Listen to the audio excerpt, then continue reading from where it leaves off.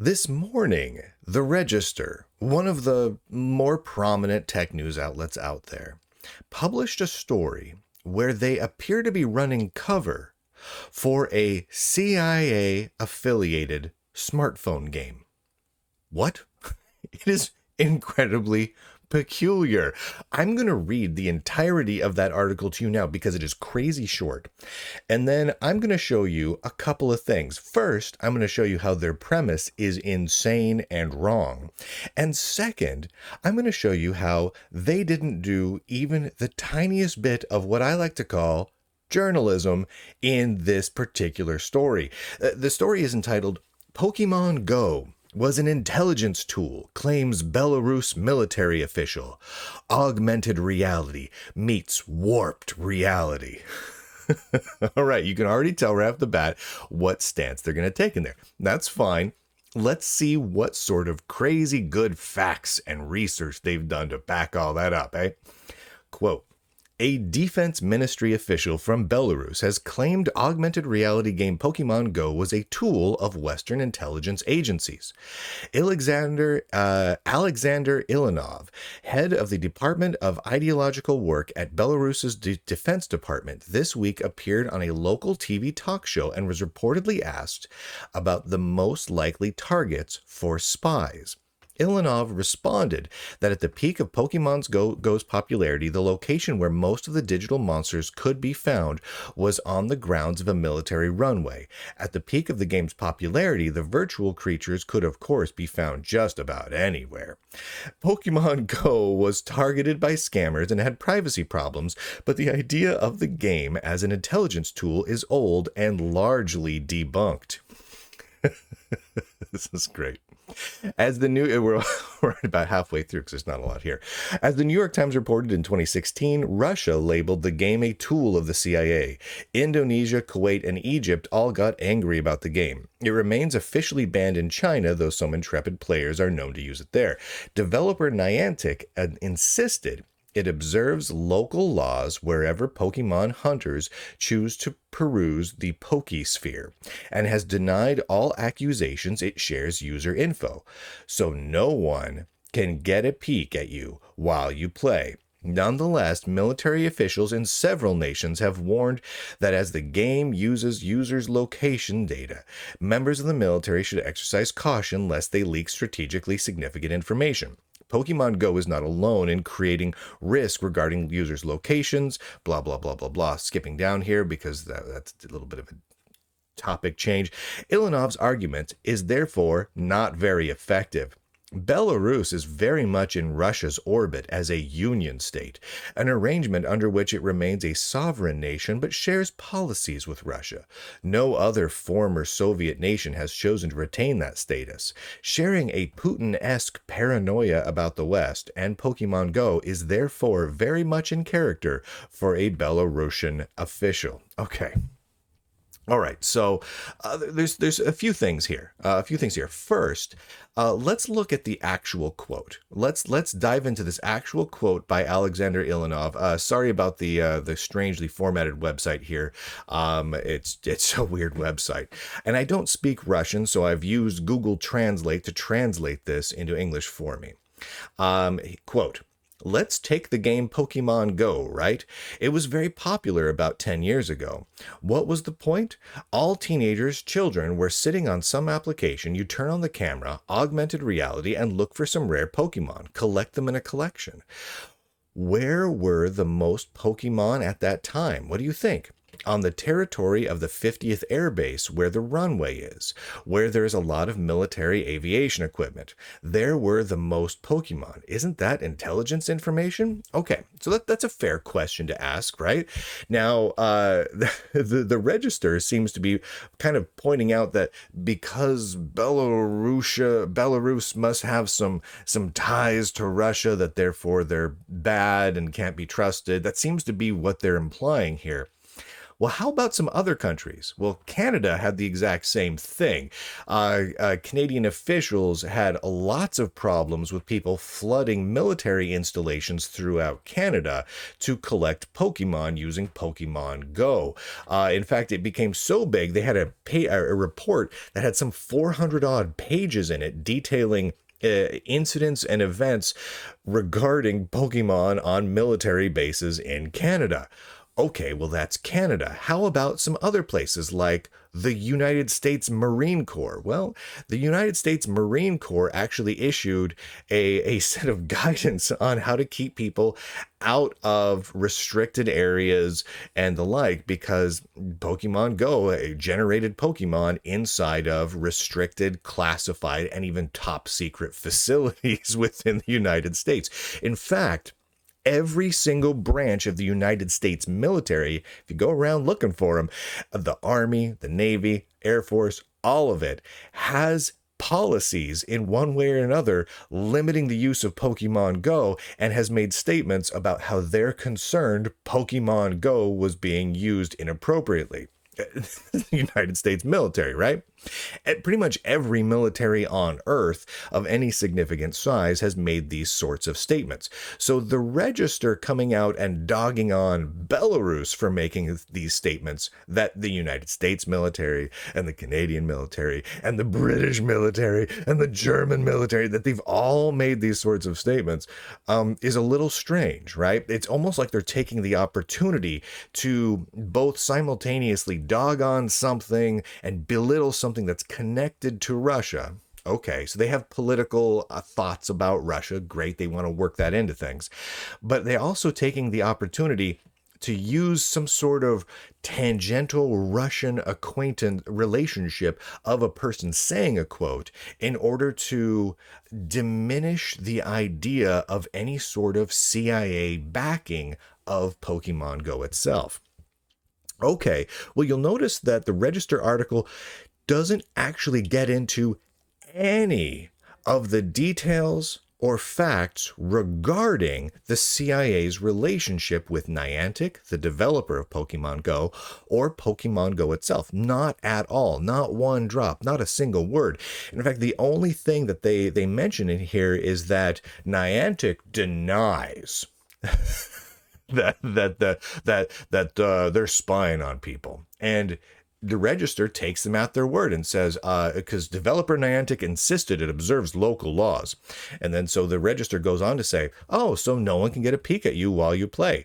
So that's settled then. That's not how journalism works.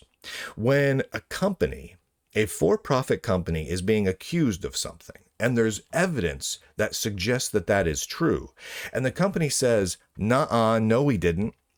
As a journalist, you don't just say, oh, well, they didn't. They just said they didn't. Therefore, that's facts and that's truth.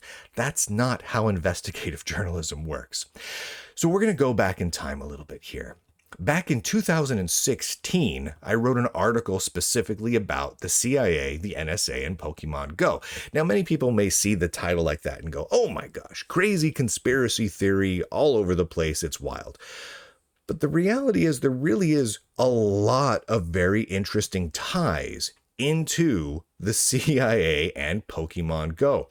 I want to read just a small subset of this article to you, because this article is filled with what I like to call details and facts and supporting evidence.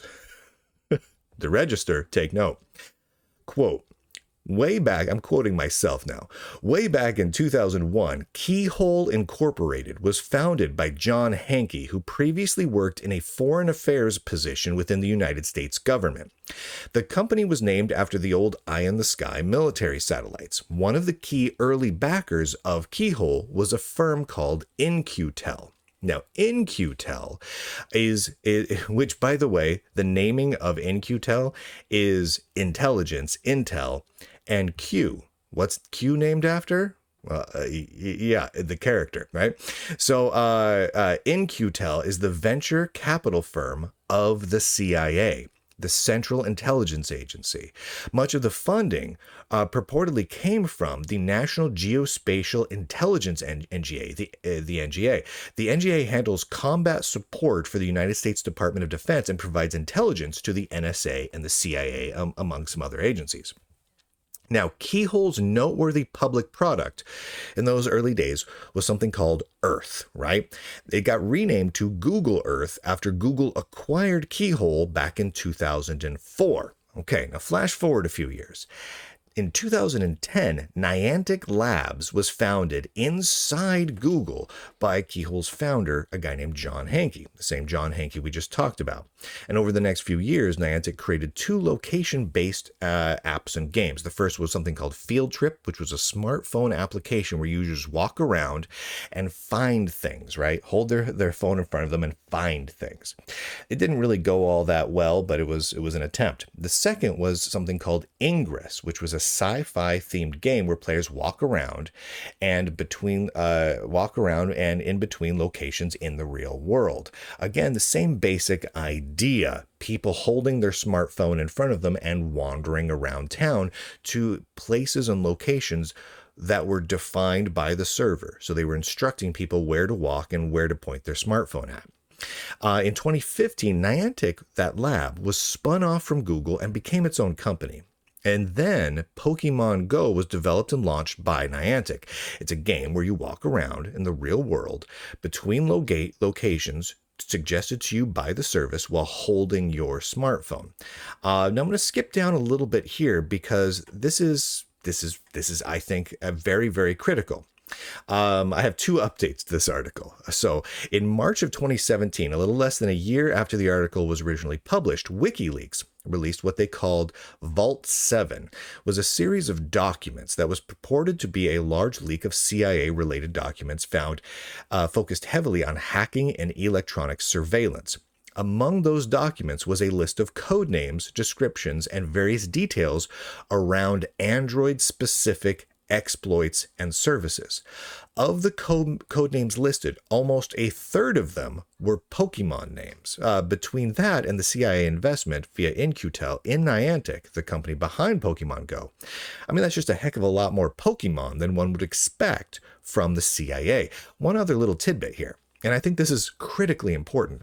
The original CEO of In-Q-Tel, the investment firm that invested in all of this, was a man named Gilman Louie. Now, Gilman Louie received multiple awards for his work with In-Q-Tel, including, and this is important, the CIA Agency SEAL Medallions, and the Director's Award by the Director of the Central Intelligence Agency, and the Director of National Intelligence Medallion. He got those awards for investing in Keyhole and being a part of what led to Pokemon Go.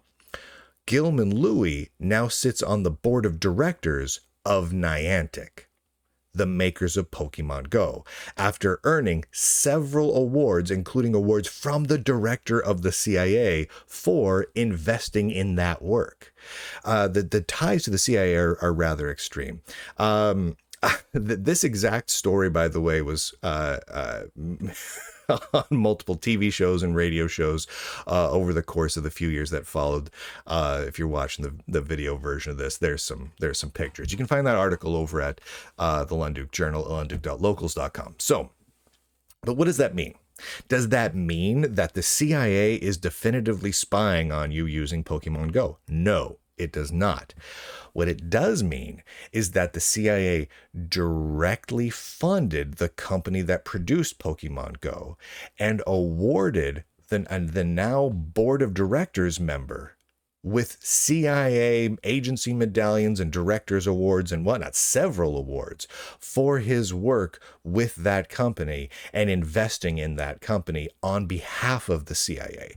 So to say that there's no CIA connection to Pokemon Go is ridiculous. It's laughable. The reality is Pokemon Go probably would not exist today if it were not for the investment and the work with the CIA. They were a critical part in the creation of that company and the line of products that followed, which were all focused on taking a smartphone, holding it in front of you with the camera pointed out so that it could see whatever you were doing, with your location service turned on, and it telling you where to walk and go and tracking that movement. That's all fact. There's no wishy-washiness there. There's no made-upness there. That's just simply how the software works, and the fact that the CIA directly funded it and felt it was so important that they gave several awards to people for it, and strangely named over a third of all of their Android-related projects Pokemon names. So is there a direct tie between Pokemon Go and the CIA? Yes. It is CIA-backed Pokemon Go. They have direct ties to Pokemon Go. They have their leadership at that company is from the CIA. That's not up for debate.